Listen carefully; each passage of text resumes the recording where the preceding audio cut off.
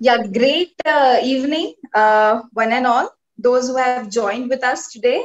I'm Dr. Ketki Bhukre, Treasurer, IESRF, and your correspondent for the first Curtain Raiser episode of Editor's Insight.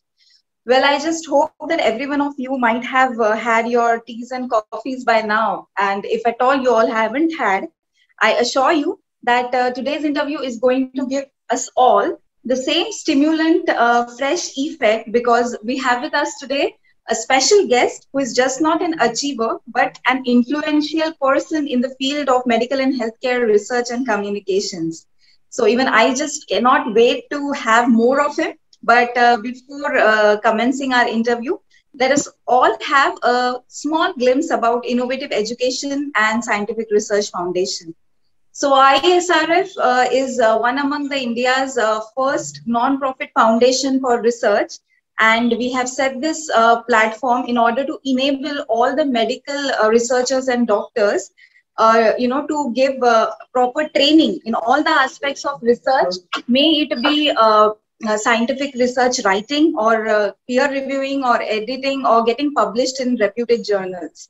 IESRF has undertaken numerous international workshops, international conferences in order to provide training, as well as we have got a huge network of doctors, around 3,000 plus medical researchers around the globe. This was an indeed empowering experience for every medical professional as well as researcher. However, IESRF's this editor insight is being launched with a slight different perspective in mind. Research today is not limited to a journal. It has spread its wings in so many lateral directions. With the digital era coming in, research communications have got more powerful face, and the scope for research and the researchers have also increased by leaps and bounds. With this same perspective in mind, we have started with the interview and talk shows from the experts in the field. And let me welcome, one of them, a powerful entrepreneur, a very young and dynamic personality who has actually changed and transformed the face of healthcare research. He has, at a very young age, he has launched a multinational company which has helped every person from the roots of India to the sky. Let me welcome Mr. Vishwanad G. Hello, sir. Yeah, hi. Good evening, and thank you very much, Kaitaki, Dr. Kaitaki. Okay. Yeah, yes, sir. Well, first of all, thank you so much for accepting our invitation. You have obliged us by your presence, sir. Yes. So, do you want to, just say a few words regarding whatever, we small things we are trying to put forward? Yeah. So, well, that was a very big introduction about me. And to be very honest, we are still a progressive company, very progressive. If those people who really understand MNC, we are seriously a very progressive and small company we are. Yeah, but yes, I am fortunate enough to start my career pretty early, and I've been extensively involved in the research and the communication aspects of it. But thanks to all this research and communication, it goes to all those 100 plus team members who have been associated with us. Had it not been they been a part of the organization, probably we may not have achieved, or we might have not even sustaining in the business so far. So that's the first thing. So I come purely from a marketing and communication background, and the research, it's actually sounds pretty great because the medical industry is all about evidence-based practices. So keeping that as a baseline, the research becomes the most important aspect of any putting forward any communication with facts. So, yes, thank you so much, sir. I just want, in the beginning itself, sir, I just want to ask you that you have so many creative activities on board, worked in many segments. You brought, in a way, a more interesting and practical face to the healthcare communications, as I have already spoken. So from where do this creativity comes? Were you creatively inclined since childhood? Well, that's a very subjective question, and it's quite difficult for me to answer it. I will say that the problems has been always been an opportunity. So when I started my career, that's how with all the multimedia and all started coming. So if you really look at any scientific or when we say the research, it becomes quite mundane and it is purely from a peer to peer or the professional talking to a professional. And if you have to stand out in your research communication, okay, you need to bring a creative towards it. The creativity is again a very subjective, I would say it's all about doing a little bit extra so that you can stand out from your the crowded space what we are in. So to asking that, how did this creativity aspects come into the picture? Well, I would say that I've been fortunate enough to travel the length and breadth of this country. I did travel pretty extensively the world, okay, it's predominantly US and European nation. So yeah, I do get to see a lot of new the way how people do present their communication materials or their brand. So I've been very inclined towards it. So I did adopt some best practices. We built about building some good team members, and we always help to differentiate the communication, your reports from the commodity. Okay, so I would say that's the main reason how the problem of standing apart that brought this opportunity to bring the creative blend in our communications. Does that answer my question, or wasn't satisfied? Yeah, of course, of course. We have, I mean, we are going to bother you with lot many, so you have to keep on doing that. Yeah, so your organization actually has been, catalyst for so many startups in India and as well as in USA, such as NetMeds, MedLife, Vitros Health, Call Health, M3 India, even the Practo, okay, which are all our interest areas as doctors, all the healthcare startups. So what is your key with key learning, I can say, from working with these successful brands and entrepreneurs? See, one thing is that, yeah, I was fortunate enough that we have been associated with this the today's successful brand, but actually it all started with a proof of concept and starting from a small startup. Then they went about getting the venture capitalist and investing it and making it big. Yes. Indeed, a very big, the best thing what I like about them is they were the early adopters.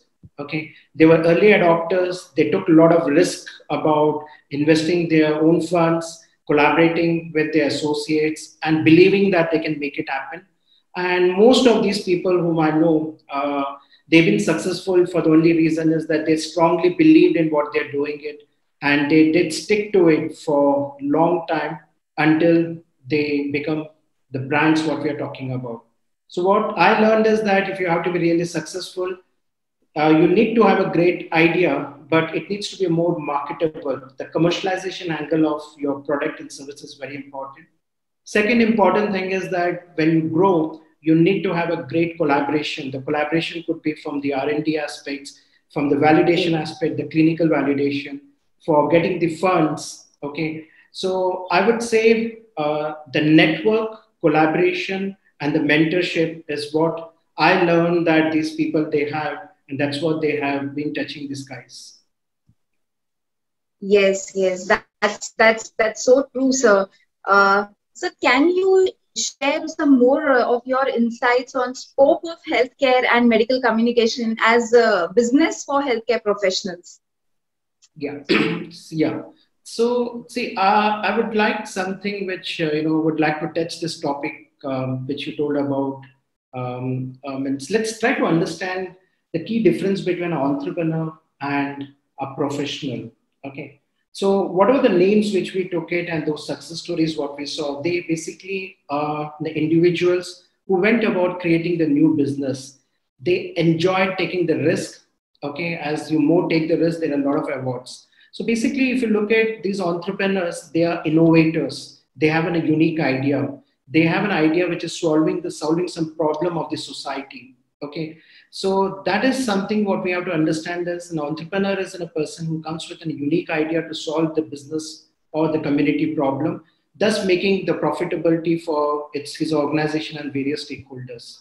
Okay, so healthcare is the industry. If you really look at it, I would say at least after this COVID part two, we have this is an area. If you really look at the news, the great investment that's happening. Okay, health has become the most important aspect, and I would suggest those people who all are from the research background try to collaborate with the various business houses. Okay, the various other set of people who can help your ideas to get it commercialized. Okay, so the biggest, so there are the great opportunities for the researchers to become an entrepreneurs by getting some investors. Okay. Now coming down to your questions, what you asked me about to share certain insights about healthcare and medical communication. See, I would say that digital technology or the communication is completely revolutionized the way how we are. Okay, and those people probably who might have not witnessed in last 1.5 years, we might have seen that it has touched our life all 24/7. Okay, so digital becomes the most important part. Now, the moment digital comes into the picture, we have to remember digital is all about data and information which is getting broadcasted and delivered. Okay, and communication becomes the key element here. So the changing landscape today demands the healthcare professional to understand this digital dynamics better, and they should go about applying those best practices to day-to-day operation and practice. So let me put into a very simple manner. I did see that you did mention that a lot of people who are attending this particular session, they are from the research background. Okay, so what you need to do it is, what I mean by adopting the digital part is that, can you come out with your research abstract to have a video? Okay, a powerful video which can grab the attention of the people. Okay, so now what you have done, you have made an abstract. Okay, you don't need to even go to any agency or any expert. There are hundreds of do it yourself tool. Take that, convert that into a proper multimedia, use your PowerPoint, give a better pitch to your abstract, and then take the social media and send it. You maybe from, someone from Nagpur, someone from Kolkata, your message can go to Silicon Valley, or you can say the North Carolina, wherein all these companies are set up. So that's what I meant, that the changing landscape demands the healthcare professionals to adopt the digital dynamics and go about applying into the day-to-day practices. By doing that, what you get, okay, you can educate the ecosystem, okay, you can build the better patient and doctors connect, okay, you can build the health literacy aspect of it. And more importantly, if you really look at all this hospital, pharmaceuticals, health tech, medical devices, public health sectors, they all are connected digitally. See, even the clinical trials, I can pretty proudly say that a company, we have been part of the phase 1 of clinical trial, wherein we've been responsible for the enrollment of the patient through digital medium. And we have cut down the cost of the trial as well as we speeden up the drug trial process. It's so simple that today it can be adopted in any space. I did mention from a very high end as a clinical trial as a very simple, take your abstract, convert into a video, and boom, get into the worldwide network. So I believe there's been some connect with the question what you asked. And in case yes, yes, sir. Basically, I wanted to ask this question really because we have a lot of saturation going on in the field of medicine, and likewise, like a lot of competition, saturation. So that's why I think that's really helpful. So, but what actually made you select this particular field as your business model? Well, again, I always go back, you need to stand out. You need to be niche if you have to start something. So I have a story that I do come from a medical background. and I discontinued my studies. Okay, then the only one thing what I understand is science very well. Okay, so it's there in my DNA. I mean, what I mean by DNA is that that's the subject which I love. Okay, so they've been in a passion and a love toward the subject.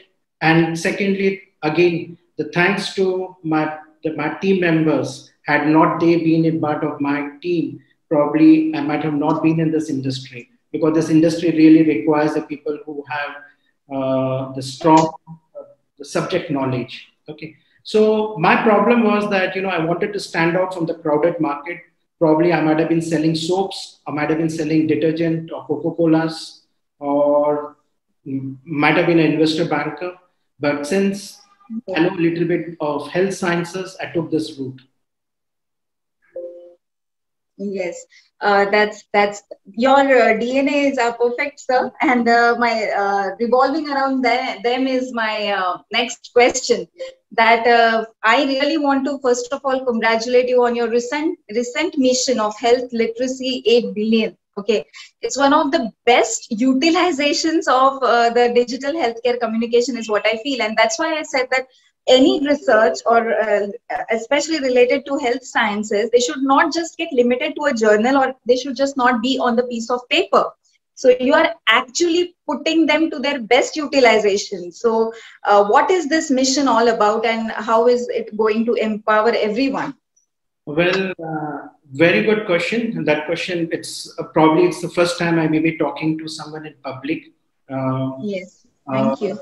Very well question, and it's a very well thought by my team. Okay, so we were just thinking that what is an existence of our organization moving forward? What is an impact? What we can do it for the society? Okay, and through the business. So we only understood one thing is that what we are good at. We are good at medical and healthcare communication.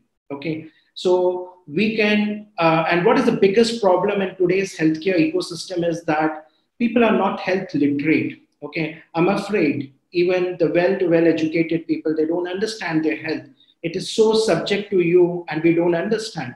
And so we can minimize a lot of damages. We can control a lot of problems if we make sure that the entire population is health literate. How India went about, or the world went about making people literate. Okay, similarly, I'm talking about people being health literate so that they can take the informed, concerned decision about their health. Okay, and as I mentioned you, as our company is about medical and healthcare communication, so we strongly believe that we can empower a lot of professionals like you by inculcating the best practices. Okay, so there's a subsidiary company of us by name MedEduPro, which offers the training in medical and healthcare communication. Also, it's coming with another set of program, which is for the digital health communication. So we believe that if we are able to educate and empower one right person, he would go about educating the hundreds of population, and could be some 10 or 20 researchers or doctors. And now look at it, how it would get viral through the digital space. Okay, so that's a very big mission statement what we have made. I'm not sure we would be able to achieve, even if we can achieve a 1% of it. I think that the existence of the organization will be meaningful. So that's all about the health literacy. The 8 billion is nothing but the population of this earth. Oh, that's such a well thought thing, sir. So, sir, now how do you see the future of healthcare after the emergence of this new era, which is like the post-COVID era? And what will be its general impact on the job market, especially for those who want to enter into this industry? Well, it's pretty common question, and I'm sure that I've been listening to a lot of webinars and a lot of talks been going around here. But there would be a big change. There would be a big change, and we're already seeing what we see right now. It's an 80-year-old or 100-year-old practices which we are still, we have been following it. There needs a strong belief that I'll start with a couple of simple examples. The first and foremost is that the people have become more sensitive, and their people have become more responsible towards their health right now. Okay, so how it can be taken it forward is by adoption of the digital technologies. Okay, the first primary thing which I would say, that if you look at Pradhan Mantri Modi's initiative of having a health ID, okay, that would help all of us to get into the EHR. Now, then look at it. Probably we might have not had that kind of casualty what we had during this COVID, when because the most of the death, people say that, the doctors say that, experts say that they didn't take place just because of the virus, the COVID. There was a lot of comorbidities which we didn't know. Okay, so my first thing would I would say is that all the health professionals, they need to get digital literate. Okay, and when I say digital literate, it's not just about I'm talking about social media and creatives aspect. I'm talking about learning the programming languages, okay, adopting the computer knowledges, joining hands and developing a lot of this AI and ML algorithms, okay. That is very much important. Even if you don't learn those coding languages, but be part of that system. If you don't adopt it, you will be left out. Okay. So look at it 20 years back. Okay. All those people who adopted computer literacy, they went about being an entrepreneurs. Look at all the larger top TCS, Infosys. Did all those people, the software guys, did they come from the engineering background? No, they were BCom, they were arts. Okay. And they went about solving the health problem. Now look at it, you knowing the health industry well, you knowing the medical science better, and joining hands with technology. It's going to be a great career. Okay. And I would suggest that strongly the medical education institute should get this thing as a compulsory curriculum. Okay. Second most important thing is that I insist that the medical communication, the writing aspect should be mandatory in our curriculum. Okay. Plagiarism. Okay. People should get aware of it. Okay. The moment you go to the abroad, you get panicked, you get more concerned about plagiarism, but it should be in our culture. Okay. Had it been today, we might have been more successful research nation. Okay. So we need to get the medical education, medical writing into it. Then next important thing I would suggest is that ATCOM, attitude, ethics, and communication among the healthcare professionals. Okay, it's very important now since we all are getting more digital and digital. There's a new term which has come called bedside manners. Like we have bedside manners, we have website manners. How a doctor or health professional, when they interact with the patient or the distant person, how your mannerism is being taken care of. And so ATCOM, that's attitude, ethics, and communication, medical writing, and the adoption of AI, ML, or basics of basic training and programming. It should be made mandatory, or it should be an optional should be given so that people can look at the various other non-clinical careers. Yes, sir. Perfect. That's what is the need of an hour, and we have to be future ready for the opportunities always. So, sir, coming to this then regarding the technology and the digital space, what would you suggest that, apart from jobs and everything, we do, ours is a, publication company, and we are into scientific research publications. So how can we utilize this digital space for, promoting our scientific research writings and journal promotions, gaining more and more visibility to our work? Yeah. See, I would say that especially your organization and your associates, if you really look into it, okay, why we cannot be in a one another, I don't want to take their name in the public forum, why we cannot be the top publication houses, okay, what we can adopt, most of us got the best practices, what they have taught us, let's adopt it, okay. Let's first make our research publication respected in universe. Our research publications are not well respected globally. Okay. So what we can do it is as an initiative, why we cannot join hands with one body. Let's take it, the cardiology, means any medical society I'm talking about. Let's join hands with them. Okay. Try to digitalize their content. okay, making it a more, getting them more visibility, making them more successful. So that way, what would happen is our journals would be more accepted by our own population first, then we'll gain our own recognition. That is the most important thing, which as in a nation, what we have to think about it, that how our journals, our publications are getting respected.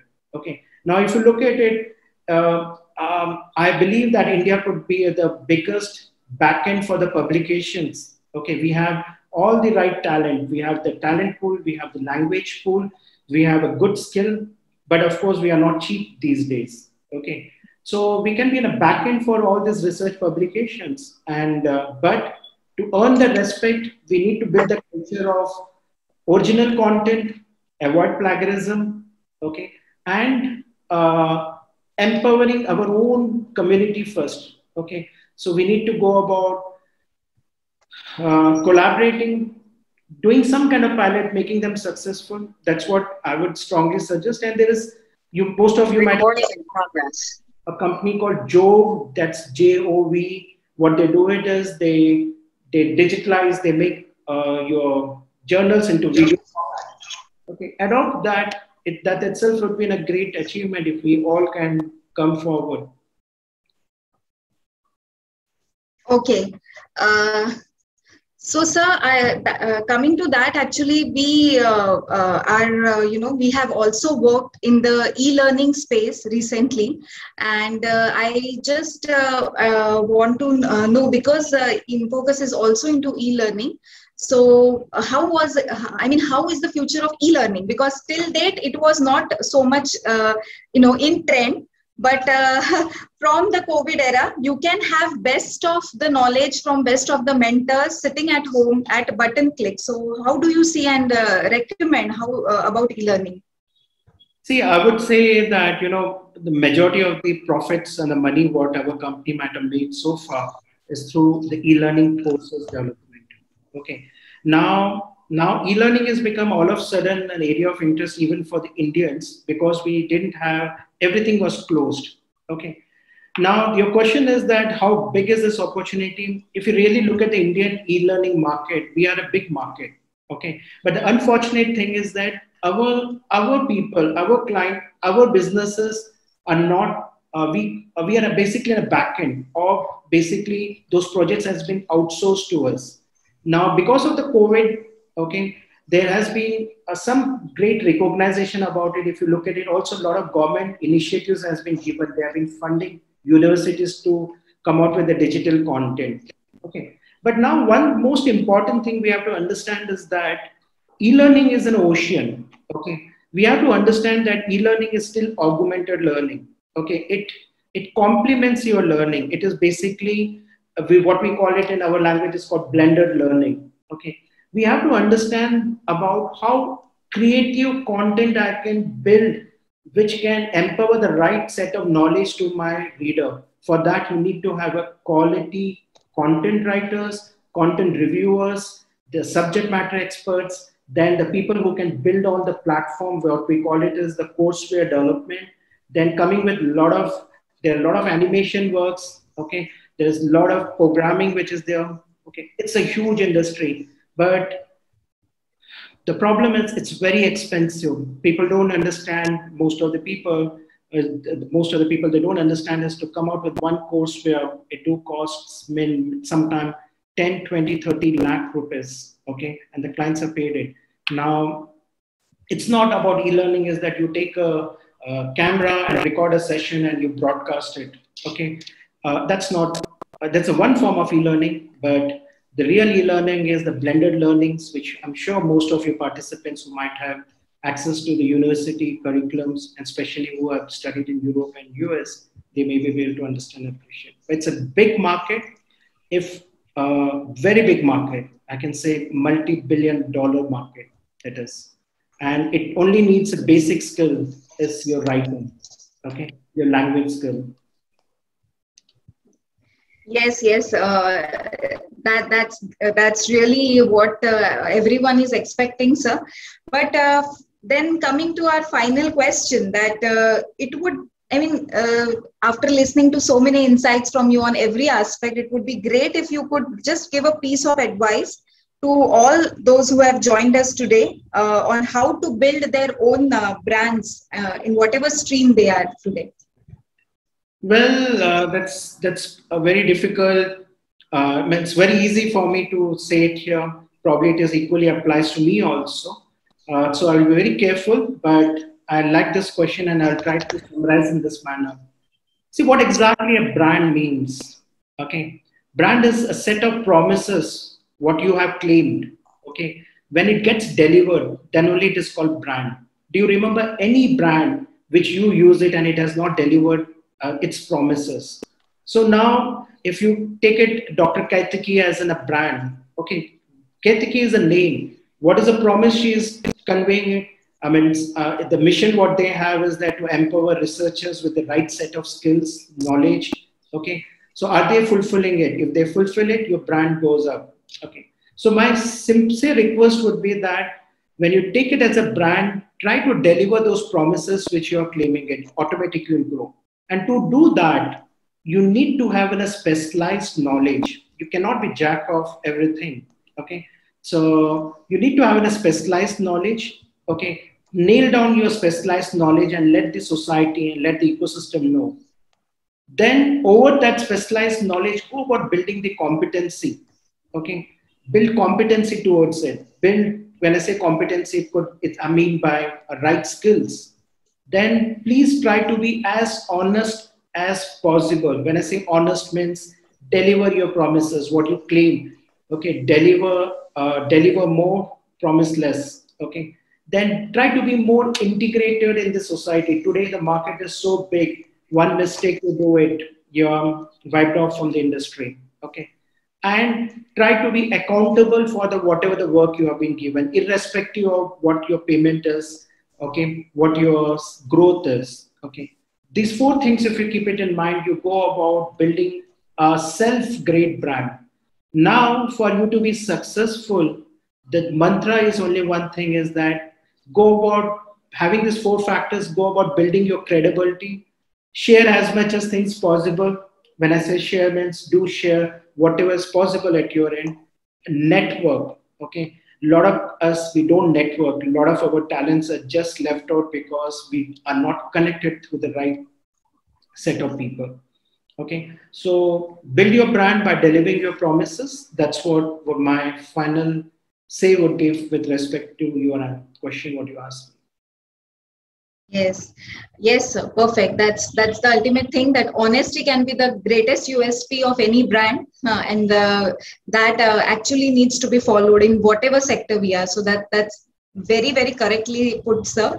So thank you so much, sir, for joining in with us today. It was great, and it was our first episode ever. We have just tried on our part to go to use this digital space for promoting all the aspects that research may provide on a platter for all the researchers working. So this was a very interesting part of going digital in order to promote your healthcare communications.